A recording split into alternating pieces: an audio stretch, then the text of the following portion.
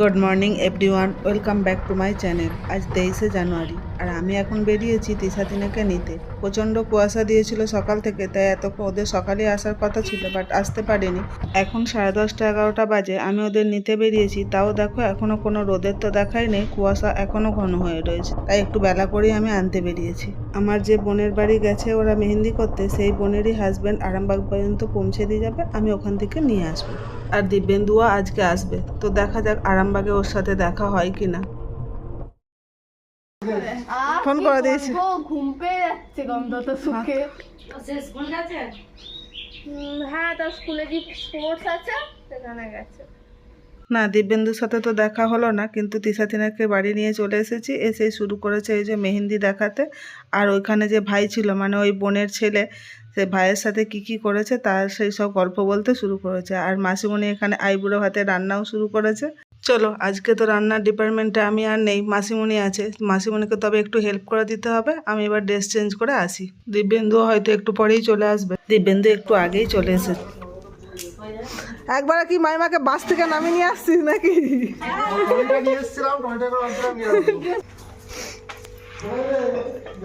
সবে সবে মানে এই বিয়ে বাড়ি কালকে শুরু, আজ থেকে একটা মাত্র কুটুম এসে পৌঁছালো। ও পুরনো হয়ে গেছে।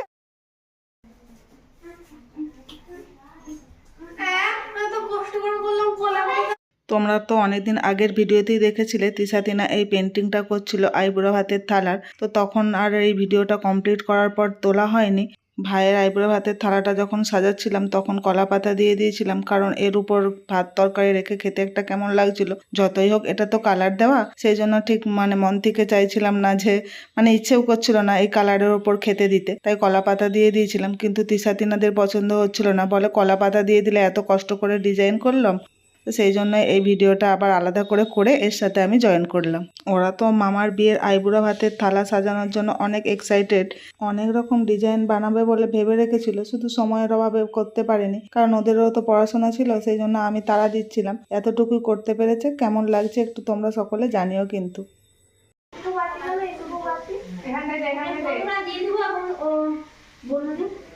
ও মা, ভাইকে তুমি পায়েসটা খাইয়ে দেবে। এবার ভাতের ঢাকাটা তুলো। বর নিজেই তুলে নিয়েছে।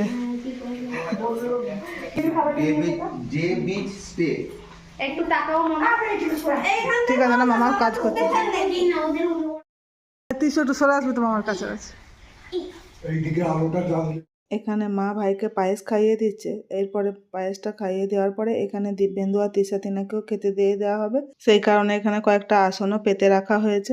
ওপরে টেবিলেতে বাবা বসে খাচ্ছে, মেঝেতেই দেওয়া হয়েছে ভাইকে, যাতে ভালো করে থালাটা সাজানো যায়। আচ্ছা, ভাইয়ের আইবুড়ো ভাতের থালায় আছে 5 রকমের ভাজা, ডাল, এঁচড়, মাছ, পায়েস, চাটনি, দই আর মিষ্টি। এই যে তিশাতিনা ওদের সাথে খেতে বসে গেছে, দিব্যেন্দুও বসে গেছে। আর ভাইয়ের ইচ্ছে ছিল ক্যামেরাম্যানরা যেহেতু বিয়ের আগের দিনই চলে আসছে, যাতে ওরা আইবুড়ো ভাতের ভিডিওটা সহ তুলতে পারে, কিন্তু ক্যামেরাম্যানরা এখনো এসে পৌঁছায়নি। অগত্যা আমার ফোনেই তুলতে হলো। এখন আমরা খাওয়া দাওয়ার পরে একটু রেস্ট করে বেরিয়ে যাচ্ছি। বিয়ের তত্ত্বের যে মিষ্টিগুলো অর্ডার দেওয়া আছে সেগুলো দিব্যেন্দু আর আমি যেয়ে গাড়ি করে নিয়ে আসবো। কিন্তু এখন গাড়িতে আমরা ওয়েট করছি, কারণ ভাইও আমাদের সাথে যাবে। ওর কিছু কেনাকাটা এখনো বাকি রয়ে গেছে। তো এখন আমরা সন্ধ্যে 7টা বেজে গেছে, কেনাকাটা করে নিয়ে এইসব মিষ্টি টিষ্টি নিয়ে আসতে আমাদের অনেকটাই দেরি হয়ে গেছে। আসার পরে দেখছি সব মামা বাড়ি থেকে সবাই চলে এসেছে। এখন ভাইকে রেডি করে বসানো হয়েছে ক্ষীর খাওয়ানোর জন্য। মাইমারা আসার পরে ক্ষীর টির বানিয়ে রেডি করে নিয়েছে। এরপর এখন ক্ষীর খাওয়ানো হবে। দেখো, পাড়ার এখানে সবাই যারা আছে তারা পাড়ারই সব লোক। কিছু রিলেটিভও আছে, কিছু পাড়ার লোকেরও আছে, আর কিছু আমাদের বাড়ির লোকেরাও রয়েছে। আমার ভিডিও তোমাদের কেমন লাগে সেটা কমেন্ট করে জানিও। যদি ভালো লেগে থাকে তাহলে একটা লাইক করে দিও ও শেয়ার করে দিও, আর আমার চ্যানেলটাকে সাবস্ক্রাইব করে নিও প্লিজ। আর এখন যে ক্ষীর খাইয়ে দিচ্ছে ভাইকে, ওটা আমার বড় মাইমা। তবে শুধু বড় মাইমাই না, এখানে অনেকেই ক্ষীর খাইয়েছে। তারপরে বড় মাইমার পরে একে একে ক্ষীর খাওয়ানোর রিচুয়াল শেষ হয়ে যাওয়ার পরে আমি চলে গেছিলাম আমার কাজে। বাকি যে ট্রেগুলো ছিল সেগুলো আজকে রাতের মধ্যে শেষ না করতে পারলে কালকে আমি মহা বিপদে পড়বো, তাই সেটাই শেষ করতে গেছিলাম। আর ভাইয়ের বন্ধুদের কয়েকজনকে ডেকেছিলাম যাতে ওরা এসে আমাকে একটু হেল্প করতে পারে, কারণ গায়ে হলুদের যেখানটা গায়ে হলুদ হবে সেই জায়গাটাও আমার ডেকোরেশন করা বাকি ছিল। তাই তত্ত্ব সাজাচ্ছিলাম আর ওদেরকে বলেছিলাম এই কাজগুলো করে দিতে। তাই ওরা ওইখানে বসে মালাগুলো সব গেঁথে দিচ্ছিল। তবে ওরা আমার একটা বড় কাজ করে দিয়েছিল, যেটা হলো সূচিপত্রের নাম্বারিং করা আর হচ্ছে নামগুলো লিখে দেওয়া। এই সব কাজ গুছিয়ে শুতে বেজে গেছিলো আমাদের 12টা। আবার এখন 4টে বাজে, এখন উঠে যে আমাদের রেডি হয়ে যেতে হলো, কারণ এখন নিশি জল তুলতে যেতে হবে। এই লেগুলো পরে ফেলতে করবি, এই গাঁদা হলগুলো বাটা হবে। হ্যাঁ হ্যাঁ আমি ওই জন্য পামসু করে আসিনি, বিয়ে বাড়িতে আমি পামসু করে আসিনি। ঘড়ি দেওয়ার কাছে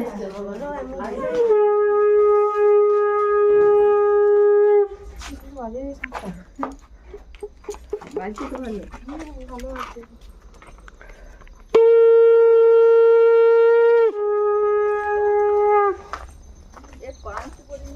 হ্যাঁ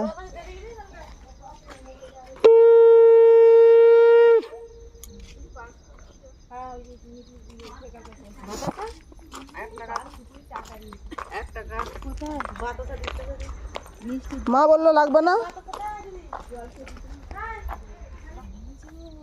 আজকেও কুয়াশা দিয়েছে দেখ, তবু দেখা যাচ্ছে কিছুটা, কালকের থেকে মনে হচ্ছে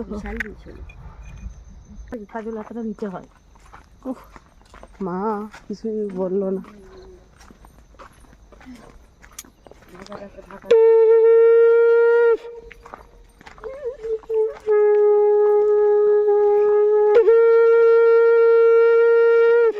ওই দেখো জুতো আবার খুলে যাচ্ছে, এবার জুতো খুলে যাচ্ছে। এতে বাবা সকাল থেকে খুলে যাচ্ছে, এটা বাবা জুতোটা পরলে ভালো হতো।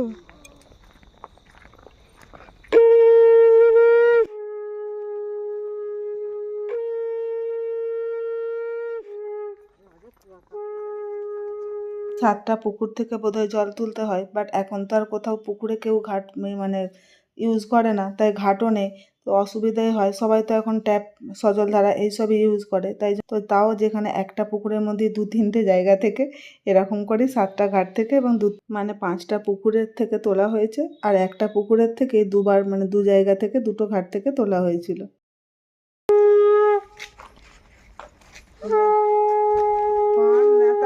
তাকে আমি আর ঘটির উপর দেবো কি করে? ওই ভিতরে জলের মধ্যে দিয়ে দেবে। সুপারি আর পানের ভেতর দিয়ে দেবো? হ্যাঁ নাকি মাইমা? না না, ও তো পান মানে পান তো নেতানো, ধরতে গিয়ে তো মুড়েই যাচ্ছে আর কি। ওই জন্য ঘটি একটা রেকাবে নিয়ে আসতে, কাজলাটা রেকাবিটা এখানে থাকে, তারপরে জলের উপরে রেকাবিটা বসিয়ে তা কার কি করবি, হাতেই জড়ো করে রাখ, ভেতরে আবার দেয় নাকি?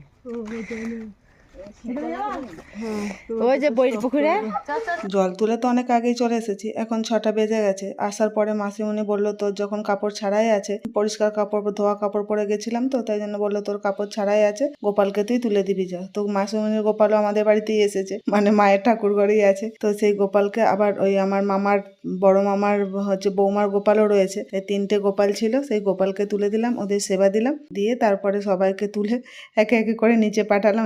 এবার ওঠো, গায়ে হলুদ শুরু করতে হবে, তার আগে তো আমাদের নিজেদেরকে রেডি হতে হবে। সবাইকে তুলে দিয়ে আমি বিছানা গোছাতে শুরু করলাম, আর মাসিমণি এখানে কাঁচা হলুদ গুলোকে ছাড়াচ্ছে, গায়ে হলুদের জন্য মানে বাটা হবে। এখানে আমার এক বোন আর এক দিদির মেয়ে উঠে গেছে, ওরা এখানে ব্রাশ করছে, যেহেতু শীতকাল কারোরই আর ঘুমও ভাঙছে না।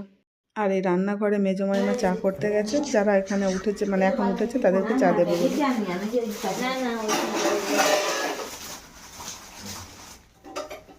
হ্যালো বলো। ও হাই।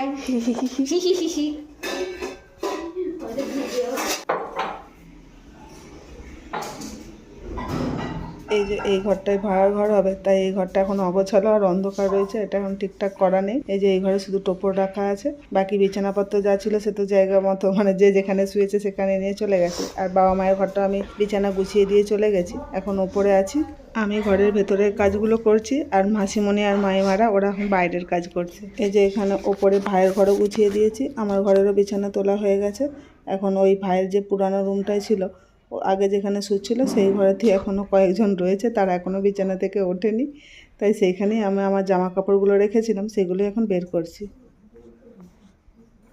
তুমি এখানে কি করছো? দিদিভাই তোমাকে ডাকছিল তো।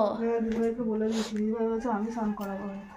হে হে হে, ও চুলটা বাঁধতে হতো, চুলটা না বাঁধি, তার জন্যই তো হচ্ছে তোমাকে ডাকছে, যে চুলটা বেঁধে দেবে। তোমার সঙ্গে বলতে পারতিস তো। আমি তোমার শাড়িগুলো দেখে দিয়েছি, ঠিক আছে? ঠিক আছে। চেনটা কোথায়? তারপরেও জায়গা হয় না এত বড় বড়, ওখানটা একটা ব্লাউজ ঠুসা রাখা আছে। ওটা এবারে তো নিয়ে আসলাম, এগুলো তো আগের বারে ছিল। পাপা কি এক্সট্রা আনলো? পাপা কিছু এক্সট্রা নেই। পাপা আছেটা কোথায়? ঘুমাচ্ছে কোথায়? তো এই ঘরটা। পাপা ঘুমাতে, পাপা রাত্রিবেলা কাজ ছিল।